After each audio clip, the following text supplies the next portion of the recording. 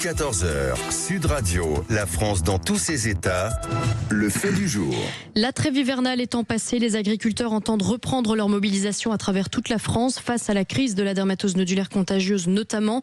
Mais avant cela, le Premier ministre Sébastien Lecornu a prévu de recevoir les syndicats agricoles dès aujourd'hui, non pas pour les rassurer, mais pour leur dire les choses clairement, a-t-il résumé dans une lettre ouverte parue hier dans la presse quotidienne régionale. La ministre de l'Agriculture, Annie Genevard, appelle, elle, à la désescalade. On en parle aujourd'hui avec le président de la Chambre agricole de l'Ariège, où une première action a été menée ce matin devant la sous-préfecture à Saint-Giron. Bonjour Philippe Lacube. Oui, bonjour. Bonjour Philippe Lacube, merci d'être sur Sud Radio. Bonjour. Avec nous. On vous entend souvent sur cette antenne parce que vous êtes au cœur de l'actualité. C'est votre département qui a été le premier touché par la dermatose et vous êtes président de la Chambre d'agriculture. Donc la meilleure situation pour faire un décryptage. Philippe Lacube, il semblait que le gouvernement voyait la page se tourner et que le dossier de cette tragédie, cette épidémie était en train de s'arranger. Pas du tout. Les agriculteurs, les paysans de France sont toujours en colère, surtout dans votre région. Vous estimez que c'est que de la malchance ou que tout le nécessaire n'a pas été fait pour enrayer cette crise agricole? Ce que je pense, c'est que la maladie va plus vite que le vaccin. C'est-à-dire qu'aujourd'hui, le gouvernement, dans ses décisions de ces derniers mois, a un temps de retard. Et la maladie, aujourd'hui, prend une nouvelle forme de dispersion, dans le sens où jusqu'à maintenant, dans les Pyrénées-Orientales, comme dans les Savoies, vous aviez un foyer principal et autour de ce foyer, vous aviez 10-12 cas qui se développaient. Aujourd'hui, on voit bien que cette maladie, elle est partie des Pyrénées-Orientales, elle fait 100 km pour venir dans l'Ariège, puis elle va dans les Hautes-Pyrénées, elle revient en Haute-Garonne, elle s'en va dans l'Aude, elle revient dans l'Ariège. Chaque fois, des sauts de 60-70 km qui sont très inquiétants et qui marquent vraiment un changement, une rupture dans la dissémination de cette maladie. Et en ça, c'est extrêmement grave. Rappelez-nous quel est le vecteur de contamination. On parle d'insectes. Et on dit que s'il y a un grand froid, peut-être que le grand froid aurait limité la propagation de cette maladie. Ça ne semble pas être le cas. Alors, votre réflexion est intéressante. En effet, le principal vecteur de la maladie, c'est le stomox, qui est une grosse mouche ou un dent, qui, eux, vont être évidemment impactés par des températures qui sont froides. Sauf que la maladie en elle-même, elle est très résistante au froid. Ça veut dire que la maladie, elle peut être là, sous-jacente, présente, ne pas s'exprimer rapidement. Et en tout cas, elle, si vous voulez, contrairement à ce qu'on peut croire, la maladie est très résistante au froid. Le vecteur, lui, n'est pas résistant au froid, mais la maladie, oui. C'est un virus. C'est un virus. Hein, on rappelle que c'est un virus. Hein, oui. Exactement, c'est un virus. Vous avez tout à fait raison de le préciser. Et donc, la maladie, elle, moi, je pense qu'elle avance de manière larviée, de manière insidieuse. Voilà, qu'elle passe comme une lame de fond dans beaucoup d'élevages, sans qu'on le sache forcément, et qu'à un moment donné, elle va s'exprimer sur un animal qui peut être un peu plus faible, et là, avec tous les dégâts qu'il y aura derrière, l'abattage total, etc. Mais Philippe Lacube, est-ce que ça signifierait que la contamination pourrait être obtenue par d'autres biais que l'insecte, qu'un animal volant? Non, c'est pas aérobie, ça ne... Est-ce qu'il y a des hypothèses aujourd'hui qui disent attention, ça pourrait ne pas être que la mouche? Ouais, je pense que vous avez bien raison de poser cette question. Je pense qu'aujourd'hui, quand on voit encore une fois la propagation telle qu'elle se passe, je pense qu'on a des incertitudes et des manques de connaissances sur cette maladie. Et je pense, en effet, moi je me pose beaucoup la question là-dessus, quand je vois encore une fois les cas chez moi de gens qui aujourd'hui ont eu des animaux positifs dans des troupeaux, dont d'ailleurs certains étaient vaccinés depuis 15 jours, j'ai du mal à comprendre que la propagation de la maladie soit uniquement liée à ce stomox ou à ce dent. Je pense qu'il y a d'autres possibilités qu'on ignore certainement, mais qui existent. Alors, une des indignations les plus marquantes est qu'on a dû abattre des troupeaux qui avaient été vaccinés au fait que le vaccin n'était pas encore entré de façon efficace. C'est quelque chose qui est choquant, où il faut appliquer le principe de précaution, même si le troupeau a été vacciné, ou est-ce que c'est absurde, il vaut mieux attendre un petit peu le temps que le vaccin fasse effet, à condition que le vaccin fasse effet? Est-ce qu'on se pose aujourd'hui la question de savoir sur l'efficacité de ce vaccin? Ce vaccin, il est réputé comme étant très efficace, c'est-à-dire avec 90-95% d'efficacité. Comme tout vaccin, il n'y en a aucun qui est à 100%, mais il est considéré comme très efficace. L'incompréhension chez nous, les éleveurs, parce que je suis éleveur de vaches gasconnes, Oui, bien sûr. dans les Pyrénées à la frontière avec l'Andorre, l'incompréhension, c'est cet abattage total après vaccination. Et je crois que ça, aujourd'hui, même la ministre que j'ai eue au téléphone hier l'a compris. Il faut que nous, les éleveurs, nous ayons quelque part une lumière au fond du tunnel. Il faut nous dire, à un moment donné, s'il y a un cas de dermatose, après vaccination, on ne vous abattra pas le troupeau.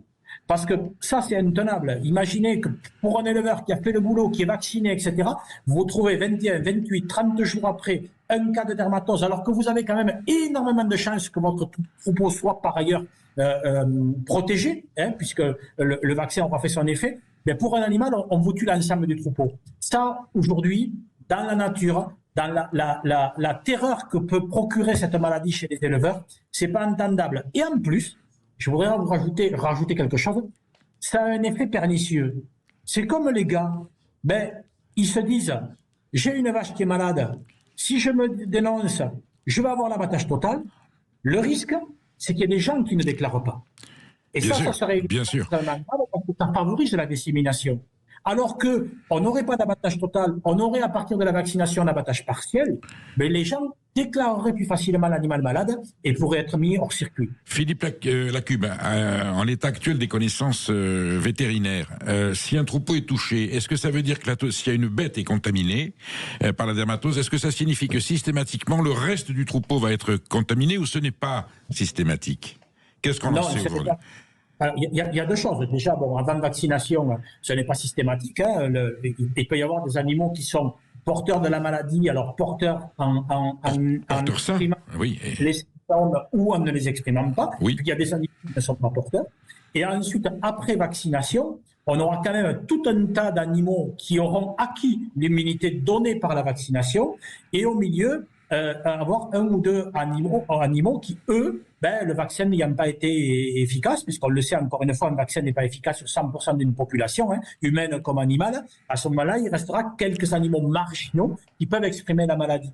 Et c'est là, à mon avis, qu'on fait l'erreur de vouloir continuer à tuer tous les animaux de ce troupeau-là. Philippe Lacube, je voudrais vous poser une question très précise. Vous êtes éleveur de Gascogne. Est-ce qu'il y a eu des cas de Gascogne contaminés par la dermatose?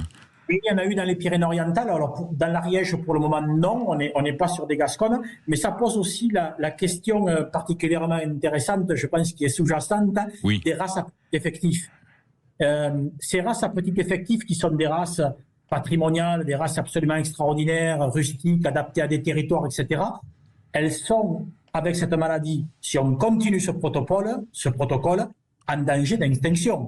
On peut perdre, avec l'abattage total, des races aujourd'hui à petit effectif. Et vous en conviendrez, pour de multiples raisons, combien ça serait dommage. Je vous pose la question parce que vous vous souvenez de la grippe aviaire dans le sud-ouest, notamment dans les Landes au Pays Basque, la race de canard Criachella, qui est le criassou en gascon, semblait immunisé par rapport à l'épidémie, par rapport au mulard classique, j'allais dire produit de façon plus intensive. Est-ce que justement notre patrimoine agricole des races, ces races rustiques, ces races montagnardes, qui ont résisté à l'histoire, je dis pas que c'est systématique, ne sont peut-être pas, est-ce qu'elles sont pas plus armées, plus préparées par leur rusticité, par leur adaptation au terrain à des maladies, que des races qui ont été un petit peu, j'allais dire, produites de façon, pas industrielle, mais enfin de façon intensive. Est-ce que notre patrimoine agricole ne présente pas en lui des richesses qui permettent de réétudier un peu la question en fonction de la réalité, de la ruralité agricole?